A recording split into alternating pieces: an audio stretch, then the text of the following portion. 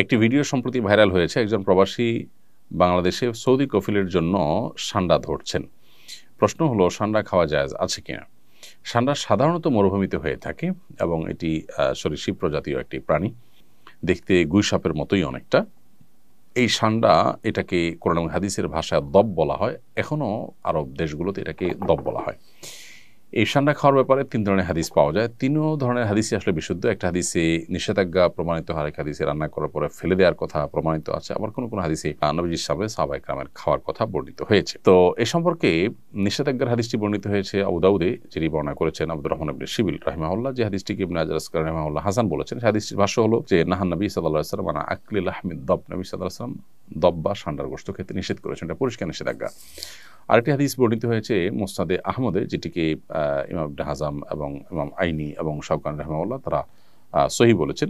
হাদিসটিতে নবী করিম সাল্লাল্লাহু আলাইহি সাল্লামের উপস্থিতিতে সাহাবায়ে কেরাম কোনো একটা জায়গায় গিয়ে সেখানে প্রচুর পরিমাণ দব দেখতে পেলেন। সেই দবগুলো তারা ধরে রান্না করেছেন। এরপর নবী করিম সাল্লাল্লাহু আলাইহি সাল্লাম বনী ইসরাঈলের একটি প্রাণী বিশেষ, যেটা আকৃতিকে বিকৃত করে দেওয়া হয়েছে শাস্তিস্বরূপ, সেটা হওয়ার আশঙ্কা নবী সাল্লাল্লাহু আলাইহি সাল্লাম করে সেটি ফেলে দিতে বললেন। সাহাবায়ে কেরাম সেটি ফেলে দিয়েছেন, পরে তারা আর খাননি। আরেকটি হাদিস বর্ণিত হয়েছে আব্দুল্লাহ ইবনে আব্বাস রাদিয়াল্লাহু তাআলা আনহু থেকে, সেটি সহিহ মুসলিমে বর্ণিত হয়েছে এবং সেখানেও দেখা যায় যে নবী করিম সাল্লাল্লাহু আলাইহি সাল্লামের সামনে সাহাবায়ে কেরাম খাবার খাচ্ছিলেন এবং সেখানে বিভিন্ন আইটেম ছিল, দব ছিল। তো অন্যরা খেয়েছেন, নবী সাল্লাল্লাহু আলাইহি সাল্লাম সেটি খাননি, পরিহার করেছেন। তো 3 নম্বর হাদিস থেকে অনুমোদন বোঝা যায়।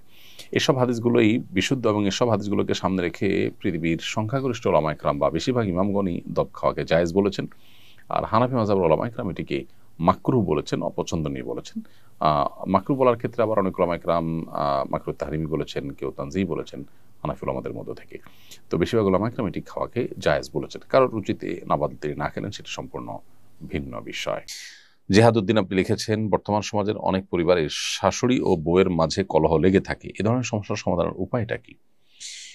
বেশিরভাগ পরিবারগুলোতেই দাম্পত্য কলহ মূলত বউ শাশুড়িকে ঘিরেই শুরু হয় এবং এটির ফলশ্রুতিতে কত ছেলে যে এ পর্যন্ত আত্মাহুতি দিতে হয়েছে বা তারা আত্মহত্যার পথ বেছে নিয়েছেন অনাকাঙ্ক্ষিতভাবে, অপ্রত্যাশিতভাবে, সেটা আসলে বলার অপেক্ষা রাখে না। তো বউ শাশুড়ির মাঝে যে কলহ, এই কলহ দূরের উপায়টা কি? এটা দূরের উপায় হলো, প্রত্যেকটা মানুষের দায়িত্ব আছে, তার কর্তব্য আছে এবং তার অধিকারের সীমারেখা আছে। এটার জানাশোনা বাড়াতে হবে, এটার আলাপচারিতা বাড়াতে হবে, সচেতনতা সৃষ্টি করতে হবে। আমাদের দেশে যারা মারা সন্তানকে অনেক বেশি ভালোবাসেন, সবার চেয়ে বেশি ভালোবাসেন সন্দেহাতীতভাবে।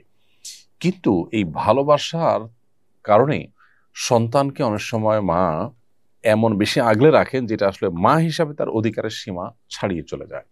যেমন বিয়ের পর ছেলে তার স্ত্রীকে নিয়ে সংসার যখন করা শুরু করে, অনেক মা চান যে প্রত্যেকটা বিষয়ে তার সাথে কথা বলা হবে, তিনি সবকিছু শুনবেন, বলবেন। এটা অনেক ক্ষেত্রেই বাড়াবাড়ি। মায়েদের এটা বোঝা উচিত। সন্তান যখন বড় হয় তখন তার নিজস্ব মতামত সৃষ্টি হয়। যখন তিনি বিয়ে করেন তখন তার সাথে তার স্ত্রীর মতামতে সে যুক্ত হয়। এখানে মা অবশ্যই তাকে গাইড করবেন, তাকে পরামর্শ দিবেন, মতামত দিবেন। মায়ের অবশ্যই চাওয়া থাকতে পারে, কিন্তু সেটার একটা সীমা রেখা থাকতে হবে। ধরুন ছেলে উপার্জন করছে, ছেলে উপার্জন করার পর ছেলের উপার্জনকে কে নিয়ন্ত্রণ করবে? স্ত্রী চান তিনি নিয়ন্ত্রণ করবেন, মা চান তিনি নিয়ন্ত্রণ করবেন। আর শরিয়ত চায় যিনি উপার্জন করছেন তিনি তার উপার্জনকে নিয়ন্ত্রণ করবেন। সন্দেহাতীতভাবে মায়ের প্রতি রেসপেক্ট থাকবে, মায়ের পরামর্শকে সর্বোচ্চ আমল নেওয়ার চেষ্টা করবেন, আর স্ত্রীর যা পাওনা প্রাপ্য আছে সেগুলো দিবেন এবং তিনিও কোনো যৌক্তিক পরামর্শ দৃষ্টিকে আমল নেওয়ার চেষ্টা করবেন। কিন্তু দিন শেষে সিদ্ধান্ত নেওয়ার ক্ষমতা ইসলাম দিয়েছে যিনি উপার্জন করেছেন তাকে। এখন মা যদি মনে করেন যে ছেলে আমার উপার্জন করে সব আমার কাছে দিবে, আমি যা খুশি তা বউকে দেব বা দেব না। অনেক প্রবাসীরা আছেন, তাদের উপার্জনের সমস্ত টাকা বাবা মা আশা করেন যে আমাদের কাছে দিয়ে দিবে, আমরা আমাদের মতো বিষয়কে নিয়ন্ত্রণ করব। এগুলো সবগুলোই কিন্তু বাড়াবাড়ি এবং বাবা মা হিসাবে তাদের যতটুকু অধিকার আছে তার সীমা ছাড়িয়ে চলে যাওয়া। সন্তানের প্রতি বাবা মা যদি জুলুম করেন তাহলে সেক্ষেত্রে আল্লাহর কাছে কিন্তু জবাবদিহিতার মুখোমুখি হতে হবে, সে বাবা মার কিন্তু বিচার হবে। অতএব এই মাত্রা জ্ঞানটা আমাদের মধ্যে খুবই কম এবং এর কারণেই কিন্তু কলহগুলো বেশিরভাগ ক্ষেত্রে হয়ে থাকে। অতএব মা হোক বাবা হোক, তাদের যে অধিকার সেটা অবশ্যই সবার চাইতে বেশি, আল্লাহর পরে আল্লাহ রসুলের পরে সবচেয়ে বেশি অধিকার তাদের, সন্দেহ নেই। কিন্তু সেই সাথে সেটার একটা সীমা আছে। শরীয়ত একটা সীমানা দিয়েছে, সো সেই সীমাটা আমাদেরকে মেনটেন করে চলতে হবে। একই কথা স্ত্রীর ক্ষেত্রে প্রযোজ্য। আপনার স্বামী উপার্জন করে আনছেন, এখন কি করবেন না করবেন, কাকে দিবেন না দিবেন সব আপনি দেখবেন না, এটা একেবারে অযৌক্তিক কাজ। আপনার প্রাপ্য অধিকারটা পাচ্ছেন কিনা, আপনার ভরণ পোষণ যথাযথ পাচ্ছেন কিনা, মাও দেখবেন যে মারটা পাচ্ছেন কিনা। যদি নিজেরটা পান, এরপরে বাকি টাকাটা যিনি উপার্জন করছেন তার একান্ত আপনার স্বাধীন ইচ্ছা ব্যবহার করে তিনি যা খুশি করবেন, কিন্তু আপনি সেখানে শুধুমাত্র পরামর্শ দিবেন, ইনপুট দিবেন এবং দোয়া করবেন। স্ত্রীগণ যারা আছেন, যদি মনে করেন যে স্বামী ভুল পথে আছেন, তাহলে সেক্ষেত্রে আল্লাহর কাছে চোখের পানি ফেলে দোয়া করেন।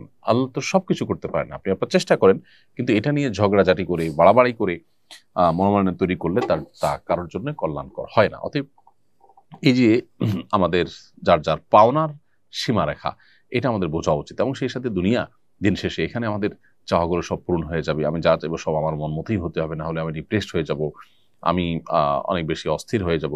এটা একেবারেই একজন ইমানদারের সাথে যায় না। বিধায় আমাদের সহনশীল হতে হবে, ধৈর্যশীল হতে হবে, তাহলে ইনশাআল্লাহ এই পারিবারিক কলহগুলো কমবে। আস-সুন্নাহ ফাউন্ডেশন, উম্মার স্বার্থে সুন্নাহর সাথে।